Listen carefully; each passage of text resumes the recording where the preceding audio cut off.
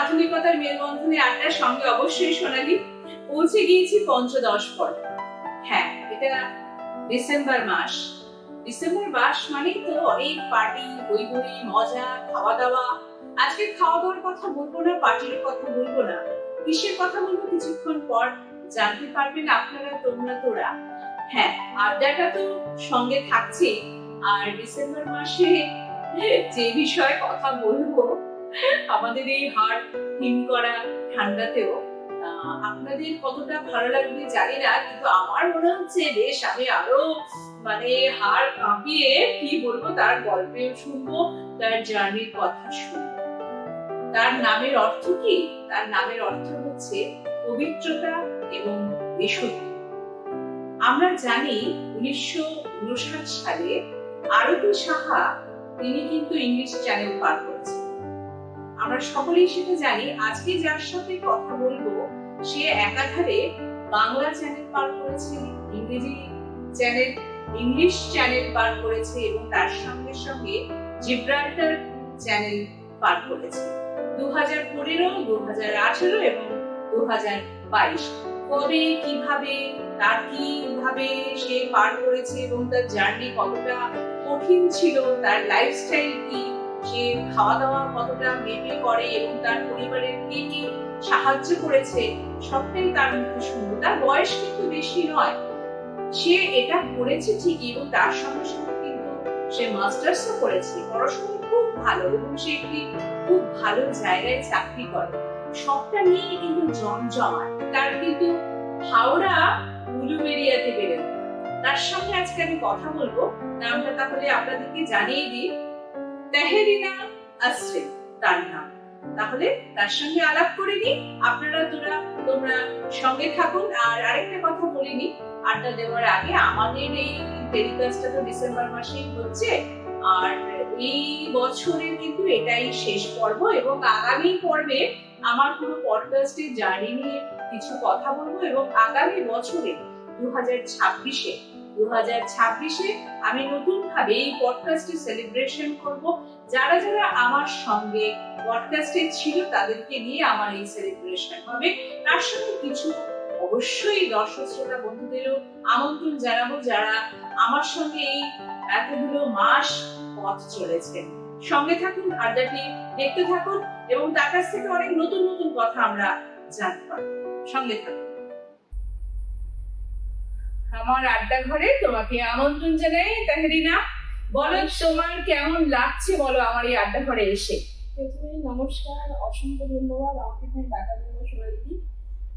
খুব ভালো লাগছে এখানে এসে, আর এটা একটা অপরচুনিটি ডেফিনেটলি আমি বলতে পারি যে এরকম পডকাস্টে এসে নিজেদের যে জার্নি লাইফে যেটা আমরা অ্যাচিভ করেছি বা অ্যাচিভ করতে চলেছি সেই সব জিনিসগুলো তোমাদের মাধ্যমে, পডকাস্টের মাধ্যমে সমাজের সামনে, জনতার সামনে তুলে ধরাটা, সেটা অনেক বড় একটা opportunity. So thank you so much for that. তোমার এই আড্ডা ঘরে এসে ভালো লাগছে শুনেও আমার ভালো লাগছে। একটু আমার আড্ডা ঘরে এসেছো, শীতকালে একটু চা দিয়ে শুরু হোক, একটু চায়ে চুমুক দাও। Thank you. খেয়ে বলতে হবে। হ্যাঁ, তুমি বানিয়েছো? কেমন লাগছে আগে বল। ভালো। এটা কিন্তু দার্জিলিং টি, বুঝলে? কিছুটা সবাই আমার ওইদিকে সাইডে আমি ছিলাম, তাই জন্য চায়ের একটা আমার খুব ফ্যাসিনেশন আছে, জানো তো। আর আমি না লিকারটাই প্রেফার করি। আর তোমার আজকে আমি কথা শুনবো, সেটা হচ্ছে তোমার তো একটা, আমি তোমাকে পেয়েছি আমার আড্ডা ঘরে, আমার বেশ ভেবেও ভালো লাগছে এবং তোমাকে দেখেও আমার খুব ভালো লাগছে। আর তুমি স্বাবলম্বী, এই যে তুমি ইংলিশ চ্যানেল পার করেছো, তারপরে তুমি বাংলা চ্যানেল পার করেছো, হঠাৎ করে তোমার এই যে সুইমিং করার প্রবণতা বা ইচ্ছে, একদম ছোটবেলা থেকে তোমার এই ইচ্ছেটা ছিল যে তুমি সুইমার হবে, সেটা আমাকে বলো। অ্যাকচুয়ালি না, কারণ আমার বাবা একজন ফুটবলার ছিলেন এক টাইম, আমার 80s এর টাইমে YMC, কুমারটুলি এইসব প্রত্যেকটা ডিভিশন খেলেছেন, তারপর মোহামেডান খেলেছেন জুনিয়র। তো উনি চাইছিলেন যে আমি ফুটবলটাকে অ্যাজ আমার গেম হিসেবে আর কি চুজ করি। আচ্ছা, বাট বলে না ডেস্টিনি যেখানে নিয়ে যাবে সেদিকে তো তোমাকে যেতেই হবে। একদমই তাই। মা চাইতো যে সুইমিং করি, আমি চাইতাম ডান্স করি, বাবা চাইতো ফুটবল খেলি। তো তিনজন তিন রকম চাওয়া পাওয়া।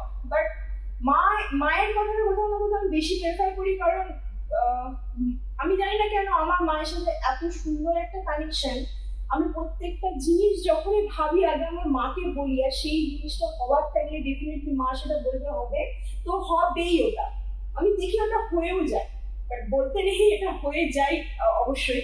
আর যেটা বলে যে না এটা হবে না, তার মানে ওটা হবে না। আর সেটা দেখি, যদি আমি নিজের থেকেও ট্রাই করি, যে একবার দেখি মা বলে যে তবুও একটু নিজের থেকে ট্রাই করি যে আদৌ হয় কিনা দেখি, তো সেটা দেখি হয় না। তো মায়ের সাথে আমার আলাদা একটা কানেকশন কাজ করে। তো মা বলেছিল যে না তুই সুইমিংটা খেল, দেখবি ইন ফিউচার একটা জায়গায় তুই যেতে পারবি। তো আমি মায়ের কথা ধরেই আমি সুইমিংটাকে ক্যারি করলাম। 2009 সালে আমি আমাদের বাড়ির পাশের ক্লাব উলবেরিয়া সুইমিং ক্লাবে আমি ভর্তি হলাম। সেখান থেকে আমার হাতে ধরে শুরু। আমার প্রথম কোচ ছিলেন হচ্ছে শঙ্কর চক্রবর্তী। উনি আমাকে হাতে ধরে প্রত্যেকটা স্ট্রোক শিখিয়েছিলেন।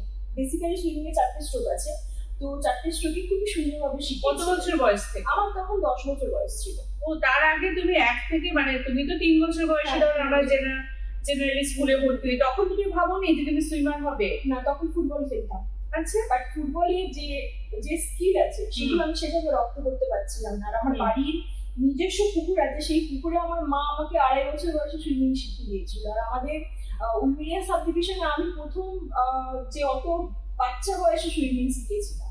আচ্ছা। তো সেই জন্যই মা একটা দেখেছে, হয় না মায়েদের চোখে আগে ফলে যে বাচ্চারা কোনটাতে বেশি সাফল্য অর্জন করতে পারবে। তো মা ওই হিসেবে আমাকে আর কি বলেছিল। তখন 10 বছর বয়স, অতটাও জ্ঞান ছিল না।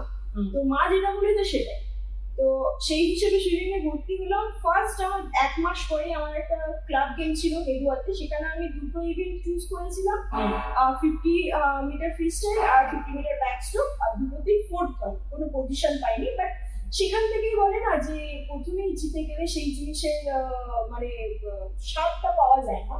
আগে হারতে শিখতে হয়, তারপর জেতার যে মজাটা সেটা তারপর পাওয়া যায়। তো ওই যে হারলাম, তারপরে আমি মনে করলাম যে না, আমি যদি চেষ্টা করি আমি ডেফিনেটলি করতে পারবো। আর প্রত্যেকটা বাচ্চা পৃথিবীতে আসে কিছু না কিছু ট্যালেন্ট নিয়ে, কারণ 19 থাকে কারণ 20 থাকে, কিন্তু কেউ একদমই আসে না, সেটা একদম বলা ভুল আমি মনে করি। তো সেই হিসেবে প্র্যাকটিস শুরু করলাম। আর ধীরে ধীরে ডিস্ট্রিক্ট বেঙ্গলে রেকর্ড করা, দেন ন্যাশনাল থেকে মেডেল আনা, কন্টিনিউ চললো। বাহ, ভেরি ওয়েল ডান। আর এই যে তোমার ইংলিশ চ্যানেল পার করবে, এবং ইংলিশ চ্যানেল পার করা, তার জন্য তো আমি তোমার ডায়েট একটা আছে। আর এই যে ঘন্টা তুমি প্র্যাকটিস করতে, কারণ আমি এই জন্য তোমার কাছ থেকে জানতে চাইছি, কারণ আমি এই তোমার মধ্যে দিয়ে আমি অন্যদের কাছে যাতে বার্তা পৌঁছে দিতে পারি যে কতটা ডেডিকেশন প্রয়োজন হয়, এবং তোমার এই সুইমিং এর ক্ষেত্রে তোমার ডেডিকেশনটা কতটা ছিল, এবং কত ঘন্টা তুমি প্র্যাকটিস করতে, তোমার ডায়েট কি ছিল, ভোরবেলা কটার সময় ঘুম থেকে উঠতে, একটু যদি আমার সঙ্গে শেয়ার কর তাহলে ভালো হয়। ওকে, সো আমি তো প্রথমে শর্ট ডিস্টেন্স সুইমার ছিলাম। আমার মেইন স্ট্রোক ছিল ব্যাক স্ট্রোক, 50, 100, 200 মিটার তিনটে আমার মেইন স্ট্রোক, মানে মেইন স্ট্রোকের অ্যাক্টিভিটি এটা আমি করতাম। তো যখন আমি মাসুদু স্যারের সাথে বেঙ্গলে দেখা করলাম, বেঙ্গল যখন আমাদের এজ গ্রুপ বেঙ্গল হচ্ছিল, তো সেখানে আমাকে মাসুদু স্যার ডাকেন। বলে রাখি, মাসুদু স্যারকে কম বেশি সবাই চেনেন। উনি ওয়ার্ল্ডের ফার্স্ট হ্যান্ডিক্যাপ যিনি English channel, Gibraltar channel cross করেছেন। আমি ওনার কাছে ট্রেনিং নিয়েছিলাম ইংলিশ চ্যানেলের জন্য। তো স্যারের সাথে যখন আমার 2008 সালে আলাপ হয়, তখন স্যার আমাকে ইংলিশ চ্যানেলের ব্যাপারে বলেছিলেন। বাট আমার এক ফোটাও কিন্তু কোনো নলেজ ছিল না ইংলিশ চ্যানেলের ব্যাপারে, ওটা কোথায় হয়, কতটা প্র্যাকটিস করলে ওটা আমি কমপ্লিট করতে পারবো। আর তো 2012 সালে যখন আমি চাকরি পেলাম ইনকাম ট্যাক্স ডিপার্টমেন্টে, তারপর 2013 সালে স্যার হঠাৎ আমাকে ফোন করে একদিন বেলেঘাটা সুভাষ সরকারে ডাকলেন। বসে একটা 1 ঘন্টার মিটিং করলেন যে আমি চাইছি যে তুই ইংলিশ চ্যানেলটা কর। তো সেই দিন যে আমাকে পুরো ডিটেলসটা ইংলিশ চ্যানেলের ব্যাপারে বলেছিলেন, আমি কিছুটা অবাক হয়েছিলাম যে সমুদ্রের মধ্যে এমনি আমি কোনোদিনও পুরী, দীঘা এগুলোতে ঘুরতে যাইনি, কারণ আমি সবসময় প্র্যাকটিস করা নিয়েই ছিলাম। এখন এই ব্যাপারটা আলাদা, বাট ওই সময়টায় আমি কোনোদিনও বেশি ঘোরাফেরার দিকে টাইম নষ্ট করিনি। আমি সবসময় পড়াশোনা, খেলাধুলার দিকে বেশি টাইমটা দিয়েছি। তো সমুদ্রের মধ্যে হবে, আর এত ঘন্টা সুইমিং হবে, প্রচন্ড ঠান্ডা জল থাকবে, তারপর জেলিফিশ, যা সামুদ্রিক প্রাণী আছে সেগুলো দেখা তুই পাবি। এই যে জিনিসগুলো আমাকে একটার পর একটা উনি বললেন, একটু আমি অবাক হলাম যে এইরকমও জিনিস হয়, আমাকে এটা স্যার করতে বলছে। তো আমি স্যারকে বললাম যে ঠিক আছে স্যার, আপনি যদি আমাকে প্র্যাকটিস করেন ডেফিনেটলি আমি করতে পারবো। তো সেই 2013 সাল থেকে যে প্র্যাকটিস আমাকে শুরু করালেন, 2014 সালে আমাদের যেটা তুমি ক ঘন্টা প্র্যাকটিস করতে? মোটামুটি আমি হাইস্ট করেছিলাম 13 ঘন্টা। মানে টানা 13 ঘন্টা প্র্যাকটিস করেছো? মাঝখানে খাবারের টাইমটা একটু দেয় 10। না, তোমাকে তো ইংলিশ চ্যানেল পার করতে গেলে তো টানা সুইমিং করতে হবে, তাই সেটার জন্য তো প্রচুর স্ট্যামিনা প্রয়োজন। ওটার জন্যই আমি মোটামুটি 13 ঘন্টা হাইস্ট প্র্যাকটিস করেছিলাম। ফার্স্ট আমি 2 ঘন্টা থেকে শুরু করেছিলাম, তারপর ধীরে ধীরে 3 ঘন্টা, 5 ঘন্টা, 7 ঘন্টা থেকে আপ টু 13 ঘন্টা পর্যন্ত আমার প্র্যাকটিস গেছে পুরো উইদাউট ব্রেক। না, ব্রেক বলতে খাবারের টাইমটা একটু ব্রেক গেছে, বাকি ওটা কন্টিনিউ চলেছে। ধরো যে মানে 3 ঘন্টা কন্টিনিউ করলাম, দেন ব্রেক নিলাম 5-10 মিনিটের, খাওয়া দাওয়া করলাম, আবার স্টার্ট করলাম 3 ঘন্টা। আচ্ছা, ইংলিশ চ্যানেল ক্রস করতে গেলে তোমাকে ওখানে ব্রেক তো পাচ্ছ না? ওখানেও ব্রেক পাচ্ছি, খাওয়ার জন্য ব্রেক তো দেয়। আচ্ছা, আসলে কি জানো তো, আমার না এই ব্যাপারটার কোনো আইডিয়া নেই বলেই তোমার কাছ থেকে জানতে চাইছি। এবং এই যে একজন মানুষ পেয়েছি তার সঙ্গে, আর এই যে হঠাৎ করে তুমি ইংলিশ চ্যানেল ক্রস করবে, এটা তো মানে একটা, মানে সত্যি কথা বলতে গেলে একটা খুব রোমাঞ্চকর ব্যাপার। তারপরে তুমি ইংলিশ চ্যানেলটা যখন ক্রস করে গেলে, সেই সময় মুহূর্তটা বলো, সেই মুহূর্তটা কতদিনের স্বপ্ন ছিল এবং কবে তুমি সেটা ম্যাচিওর করলে? স্যার 2013 সাল থেকে প্র্যাকটিস শুরু করেছে, সেই দিন থেকে আমার মাথাতে আছে যে আমাকে ইংলিশ চ্যানেল ক্রস করতে হবে। আপ টু স্যার মারা গেলেন 2015 আর কি 26 এপ্রিল। তো সেই সময় আমি ভেবেছিলাম যে আদৌ আমার পক্ষে পসিবল কিনা, কারণ এটা হয় না, গুরুজন একজন আমার কাছ থেকে চলে গেলেন, উনি এত ভালো আমাকে প্র্যাকটিস করাচ্ছিলেন, অনেকটাই একটা মানে লস, বিগ লস বলতে পারি। তো তারপর আমার মানে ইংলিশ চ্যানেলে যখন আমি গেলাম, তারপরে ভাবলাম যে আদৌ করতে পারবো কিনা। প্রচন্ড ঠান্ডা জল, মানে প্রচন্ড, মানে ওখানে আমি যখন টেম্পারেচার চেক করলাম 10 ডিগ্রি টেম্পারেচার। তো আমি মোটামুটি 15 দিন প্র্যাকটিস করার পর আমার ডেট আসলো 3 সেপ্টেম্বর। আর টোটাল 12 ঘন্টা 38 মিনিট সময় নিয়ে যখন ফ্রান্সের ঘাটে গিয়ে উঠলাম, বেসিক্যালি যে ঘাটটা সেখানে মিনিমাম 75% সুইমার পৌঁছাতে পারে না। আর সেখানে যখন উঠলাম, সেই যে মুহূর্তটা, আমি একটাই কথা ফার্স্ট আমার যেটা মাথায় ঢুকেছিল যে ফাইনালি আমার স্যারের স্বপ্নটা পূরণ করেছি, আমার স্বপ্ন পূরণ করেছি, আমার বাবা মায়ের খাটনির আমি দাম দিতে পেরেছি। এটাই অনেক বড় মানে ব্যাপার যে বাবা মা এত আমাকে বিশ্বাস করে এতটা আমার পেছনে খেটেছে আর সাপোর্ট করেছে। আর এইখানে যাওয়ার আগে বাবাকে অনেকজন অনেক রকম কথাও বলেছে যে কি হবে এত টাকা খরচা করে, বেকার যদি না করতে পারে, টাকাও ঝড় চলে, কারণ এটার জন্য অনেক স্পন্সরশিপের দরকার হয়। বাট আমি কোনো স্পন্সরশিপ পাইনি, সবটাই নিজস্ব টাকা দিয়ে সব করেছি। তো ওই মুহূর্তটা অসাধারণ একখানা মুহূর্ত ছিল, মানে আমি এক্সপ্লেন করবো না কতটা। আমার আসছি অন্য একটা প্রশ্নে। তোমার ইংলিশ চ্যানেল ক্রস করার কথা তো জানতে পারলাম, আর বাংলার চ্যানেল সেটাও তুমি জিতেছো এবং দুটোতে জিতেছো, একটা সিঙ্গেল একটা ডাবল। তারপর জিব্রাল্টার, একটার পর একটা মাইলস্টোন অ্যাচিভ করা। আমার সত্যি ভালো লাগছে তুমি এত কম বয়সে করেছো, সেটাই সবচেয়ে বড় কথা। আর বাংলা চ্যানেল যে তুমি ক্রস করে যে জিতেছো, সেটার ব্যাপারে তোমার অভিজ্ঞতা আমার সঙ্গে একটু শেয়ার করো। ডেফিনেটলি ইংলিশ চ্যানেলের পরে বাংলা চ্যানেল শব্দটা একটু মানে অনেকের নজরে ফুটকেছে কেন, কারণ হচ্ছে বাংলা চ্যানেল, এটা অনেকে মর্যাদা দেয় না। আমি জানি না কেন, আমার কাছে প্রত্যেকটা চ্যানেল আনপ্রেডিক্টেবল মনে হয়। কেন? কারণ এটা সমুদ্রের মধ্যে হচ্ছে, আমরা কোনো পুকুর বা কোনো নদী নালাতে করছি না, এটা ডেফিনেটলি সমুদ্রের মধ্যে হচ্ছে। সমুদ্র যেখানেরই সমুদ্র হোক না কেন, যাই হোক না কেন, রূপ ধারণ করবে। তো আমি যখন বাংলা চ্যানেল মানে সুইম বাংলা চ্যানেল যখন ভাবলাম যে করবো, তো আমি ওটার ব্যাপারে একটু রিসার্চ করেছিলাম। দেখলাম যে আমাদের ইন্ডিয়ারই ঋতুপেডিয়া নাম, একজন ঋতুপেডিয়া নাম মেয়েটার, তো ওর একটা রেকর্ড আছে 3 ঘন্টা 40 মিনিটে সিঙ্গেলে। তো আমি ভাবলাম ওই রেকর্ডটা আমি ব্রেক করবো। আমি যখন 3 ঘন্টা 9 মিনিটে কমপ্লিট করলাম, তো তখন মানে ওটা তো হলোই। এবার তারপরে ভাবলাম যে না, আমি এটা ডাবল ক্রসটাও করি। তো 2019 সালে আমি এটা ডাবল ক্রস করলাম। তো সেটা এর আগে মানে কোনো মেয়ে সাঁতারু কেউ করেনি ডাবল ক্রস।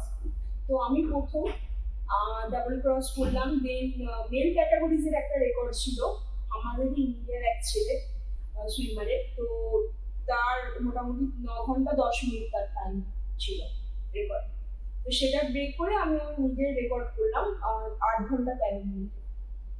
তো আর তোমার এই যে প্রিপারেশনটা, এই যে তোমার ইংলিশ চ্যানেল ক্রস করে আবার বাংলাতে আসলে, আবার জিব্রাল্টারে গেছো, মানে ওটা তোমার এই যে চিন্তা ভাবনাটা, তোমাকে মোটিভেট কে করেছে? সমস্ত জিনিসের পেছনে তো একজন মেন্টরকে থাকতে হয়, এবং তাদেরকে তো সত্যি কথা বলতে গেলে কি পড়াশুনো, কি খেলাধুলো, কি গান বাজনা, কি আবৃত্তি, সবটার পেছনেই দেখবে একজন মেন্টরকে থাকতে হয়।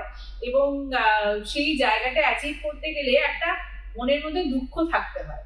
এটা কিন্তু ডেফিনেটলি আমি দেখেছি, যে ভীষণভাবে সাকসেস হয়েছে সে কিন্তু হয় একটু নিঃস্ব, এবং যত উপরে উঠবে সে কিন্তু নিঃস্ব, কারণ বড় একাকী, ততই লোনলি। কিন্তু কারণ সে যখন ওই জায়গাটাতে গিয়ে পৌঁছচ্ছে পাহাড় চূড়ায়, তখন কিন্তু তাকে অনেক ত্যাগ স্বীকার করতে হয়েছে, এবং অনেক সম্পর্কের ইতি ঘটাতে হয়েছে, এবং অনেক অনেক লোভ সম্বরণ করতে হয়েছে, অনেক হাতছানি ডাকি, মানে হাতছানিকে সে মানে কি বলবো, হাতছানিকে সে অগ্রাহ্য করে সে নিজের লক্ষ্যে স্থির রেখে সে এগিয়ে চলেছে।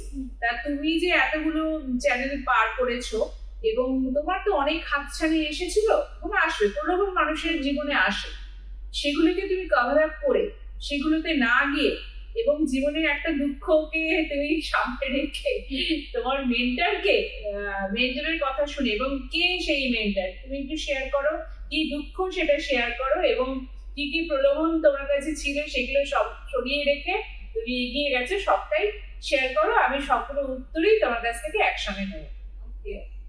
সো দুঃখ বলতে সেরকম একটাই, যে আমার যে ইংলিশ মানে ওপেন ওয়াটার সুইমিং এ যে নিয়ে আসলো উনি আমার সাথে, ওটা একটা অনেক বড় একটা বিগ লস। এর আগেও বললাম ওটা অনেক বড় একটা দুঃখ। আর ওটার সাথে ওটাকে বহন করে নিয়ে আমি নিজের মতো করে আর কি সবকিছু ভেবে চ্যানেল চুজ করেছি।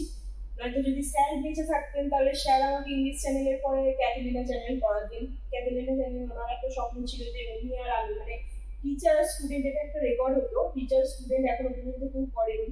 তো ওনার একটা ইচ্ছে ছিল যে টিচার আর স্টুডেন্ট দুজনে একসাথে ক্যাটালিনা চ্যানেল ক্রস করবে।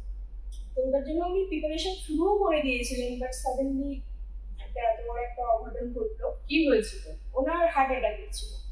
তো তার মানে যখন যেদিন ওই ঘটনা মানে যেদিন শুনলাম যে স্যার এরকম মারা গেছে, মানে আমি নিজেকে সামলাতে পারিনি যে আমি কি করবো। এটা একটা হয় না, কোচ এমনি এতদিন ধরে এত বছর ধরে প্র্যাকটিস করাচ্ছেন, আর একটা বলে না একটা জায়গায় হাত ধরে নিয়ে গেছে আর উনি আর নেই, তারপরের পথটা আমাকে নিজেকেই হাঁটতে হবে। তো এটা অনেকটা, বাবাও অবশ্য আমাকে মেন্টালি অনেক সাপোর্ট করেছেন, মাও অনেক মেন্টালি সাপোর্ট করেছেন। বাট বাবা তো সুইমিং এর ব্যাপার, মানে বাবাকে পুরোপুরি সুইমিং প্র্যাকটিসটা স্যার শিখিয়ে দিয়েছিলেন যে এরপরে এটা এরকম করে প্র্যাকটিস করতে হবে, টাইম দেখে এরকম প্র্যাকটিস করাতে হবে। তো সেগুলো সব বাবাই করাতেন স্যার চলে যাওয়ার পর। এটাই একটা মানে বড় বিগ লস, দুঃখ যেটা বললে আর কি। ওই দুঃখ বলতে স্যারের শুধু চলে যাওয়াটা আমার সব থেকে বড় দুঃখ। বাকি চ্যানেলের ব্যাপারে মেন্টার যদি বলেন মানে বলো আর কি, তাহলে বাবাই আমাকে দেখেছে। বাবাকে আমি জিজ্ঞেস করে দিই এটা আমি করতে চাইছি। আর ডায়েট চার্টটা কে ঠিক করে? ডায়েট চার্ট সেরকম আমাকে দেখে মনে হচ্ছিল তো আমি ডায়েট করি বলে। না, ডায়েট করি মানে কি তোমাকে স্ট্যামিনা পেতে গেলে বেসিক্যালি জাঙ্ক ফুড খাওয়া বন্ধ, আর যাতে শরীর খারাপ হবে সেই সব খাওয়া দাওয়া ডেফিনেটলি বন্ধ। বাট হয় না, মানে আমি যখন স্পিড প্র্যাকটিস করতাম, স্পিডটা যখন ছিলাম তখন কিন্তু আমার শরীর অনেক রোগা ছিল। কিন্তু ওপেন ওয়াটারে আসার পরে আমাকে মিনিমাম 10 থেকে 15 কেজি আমাকে বাড়াতে হয়েছে। আমার তখন 50 কেজি ওয়েট ছিল, আমাকে মিনিমাম 70 কেজি ওয়েটে নিয়ে আসতে হয়েছে। কারণ বডিতে চর্বি না থাকলে ঠান্ডা জলে অত ঘন্টা সুইমিং করা লাইক ইম্পসিবল একটা নর্মাল মানুষের পক্ষে। মানে শীতকালে যদি আমরা এখন নর্মাল জলেও নামি, আমরা কিন্তু জলে 5 থেকে 10 মিনিটের বেশি থাকতে পারবো না। তো তো সেই জায়গায় আমরা অত ঠান্ডা জলে 10 ডিগ্রি সেলসিয়াসে সেই টেম্পারেচারে আমাদের কিন্তু 10 থেকে 12 ঘন্টা 13 ঘন্টা সুইমিং করতে হচ্ছে। তাই তো তো, এটা মানে নর্মাল জিনিস না। নর্মাল না তো, সেই জন্যই তো আমি অবাক হচ্ছি। মানে আমার সামনে বসে আছে, ইংলিশ চ্যানেল ক্রস করেছে, বাংলা চ্যানেল ক্রস করেছে, জিব্রাল্টার চ্যানেল ক্রস করেছে, এবং তোমার ভবিষ্যতে আমি শুনেছি তোমার অন্য একটা প্ল্যান আছে। আর এই যে তুমি এতগুলো কাজ করেছো, মানে এতগুলো চ্যানেল তুমি ক্রস করেছো, তার খরচাপাতি কিরকম হয় এবং কারা তোমাকে স্পন্সর করে এবং কতটা খরচা হয় একটু বলো না, একটু শেয়ার করো। দেখো, আমার ইংলিশ চ্যানেলে টোটাল খরচা হয়েছিল 11 লক্ষ টাকা, আচ্ছা, জিব্রাল্টার চ্যানেলে টোটাল 8 লক্ষ টাকা, হ্যাঁ, আর স্ক্রিন বাংলা চ্যানেল সিঙ্গেলে খরচা হয়েছিল 1.5 লক্ষ টাকা, আর ডাবলে খরচা হয়েছিল অলমোস্ট 3 লক্ষ টাকার কাছে। আচ্ছা, তো সবটাই আমার নিজস্ব টাকা, আমি লোন নিয়েছিলাম ব্যাংক থেকে। আর এটা আমি তোমাকে বলে রাখি, ধরো তুমি লোন নিলে 10 লক্ষ টাকা, তুমি যতক্ষণ না ওটা কমপ্লিট করছো তারপরে কিন্তু তুমি আবার ব্যাংক থেকে লোন নিতে পারবে না, সেটা তুমিও জানো আমিও জানি। বাট অনেকে এরকম বলে এই বছরে লোন নিয়েছি, দুটো চ্যানেলে আবার লোন নিতে, এগুলো আমার একটু মানে অন্যরকম লাগে। আর এইসব চ্যানেলে ডেফিনেটলি স্পন্সর না হলে তুমি পর 1 বছরে 2টো করে 3টে করে চ্যানেল, একেবারে একটা মিডিল ক্লাস ফ্যামিলির পক্ষে ইম্পসিবল যে একটা চ্যানেলে 12-13 লক্ষ টাকা করে বছরে 2টো করে মানে 26-27 লক্ষ টাকা একটা বছরে বের করে দিলে, এটা কোনো দিনও পসিবল হচ্ছে না, তুমিও জানো। আর খুব রিস্কিও, খুব রিস্কি। এটা যেমন প্র্যাকটিসও আলাদা লাগে, আর মানে আমি কারোর কাছ থেকে কোনো সাপোর্ট পাই, আমার তাতে কোনো আক্ষেপ নেই। হয়তো তারা আমাকে ডিজার্ভিং মনে করেনি, অন্য কাউকে ডিজার্ভিং মনে করেছে, তাতে তো আমারও কোনো মানে কোনো কোয়েশ্চেন নেই। আমি আমার মতো করে এগিয়ে যাবো, করবো, পা ছুড়বে, আবার মলম লাগাবো, ঘাস আড়াবো, আমি আবার উঠে দাঁড়াবো, আবার আমি চলবো। বাহ, খুব ভালো লাগলো। এটা তো একটা নেশা। আবার আমি প্রশ্নে ফিরে আসছি, এটা তো একটা নেশা, এই কাজটা করব, এই কাজটা শেষ হওয়ার পর আরেকটা কাজ করব, তখন টাকা কিভাবে আসবে, কিভাবে জোগাড় হবে, এগুলো একটা চিন্তা তো থাকেই। আর তোমার তো বয়স একদমই কম, মাত্র 30-31 বছর বয়স, আমি তোমার থেকে অনেকটাই বড়।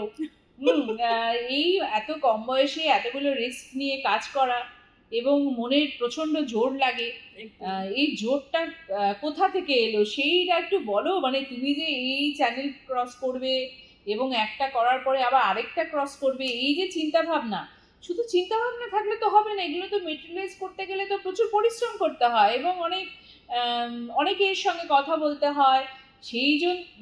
সেই কাজগুলো করার জন্য একজন তো তোমার পাশে ছিল, সেই নামটা বলো।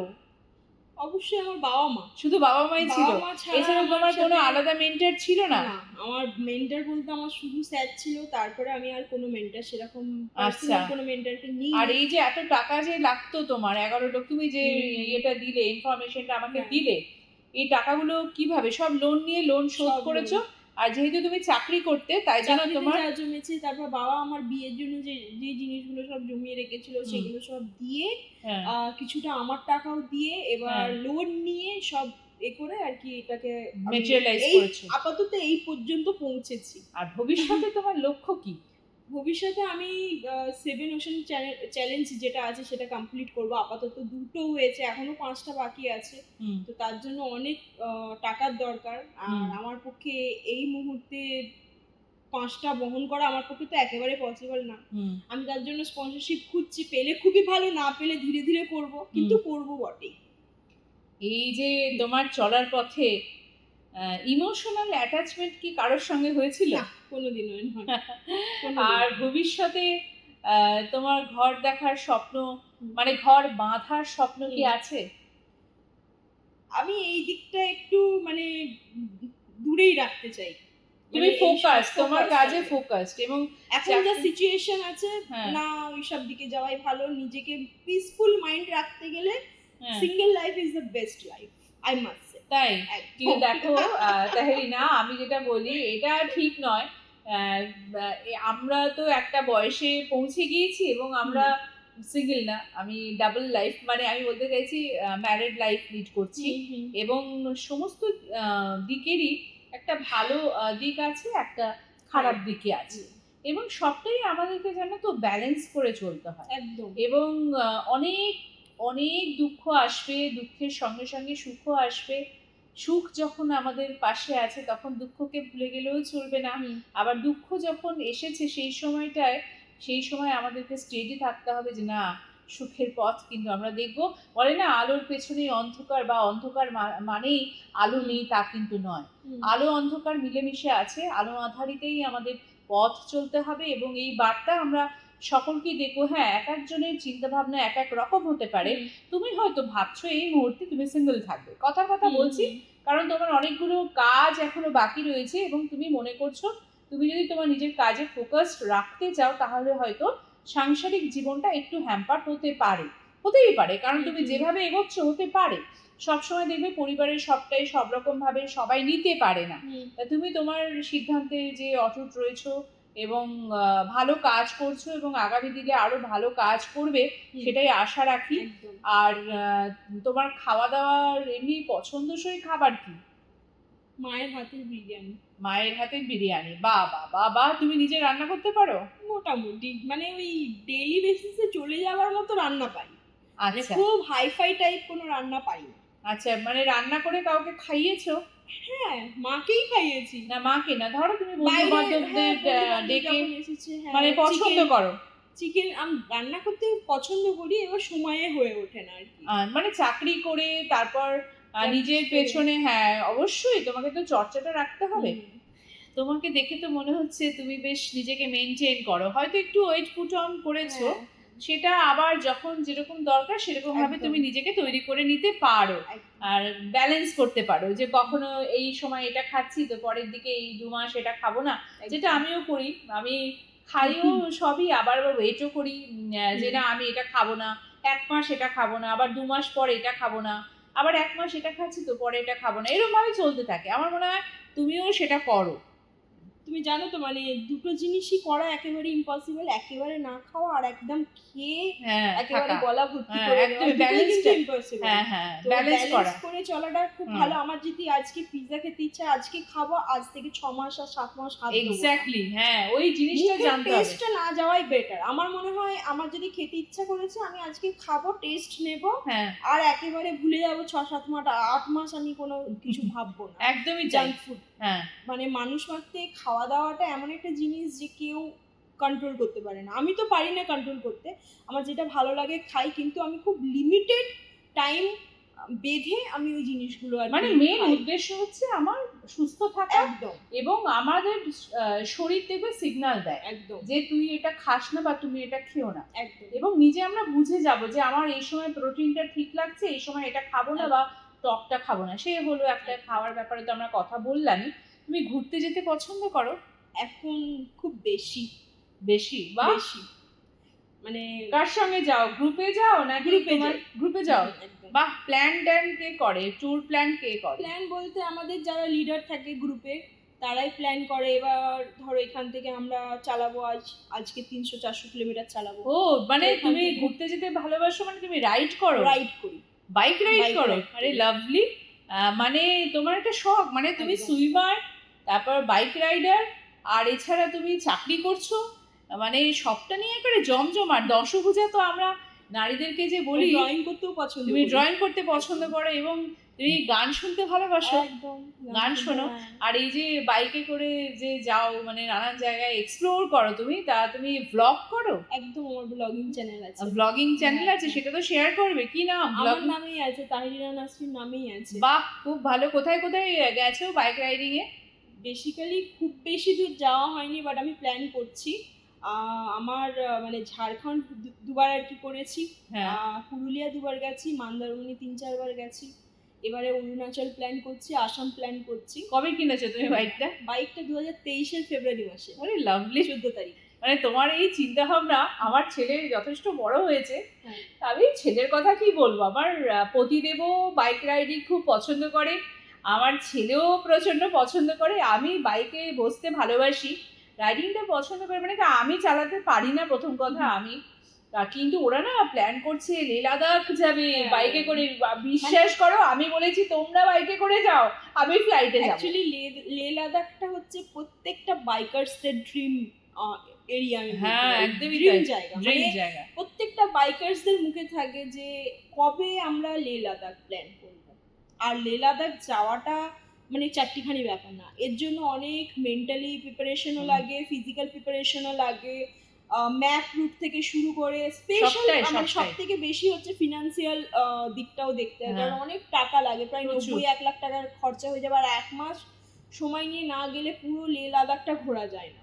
মানে অনেকটা সময় নিয়ে যেতে হবে, যে কোনো জিনিসে তুমি যদি ভালো কিছু করতে চাও বা সময় দিতে হবে, সময় দিতে হবে এবং মনিটারি পাওয়ার থাকতে হবে। একদম 100%।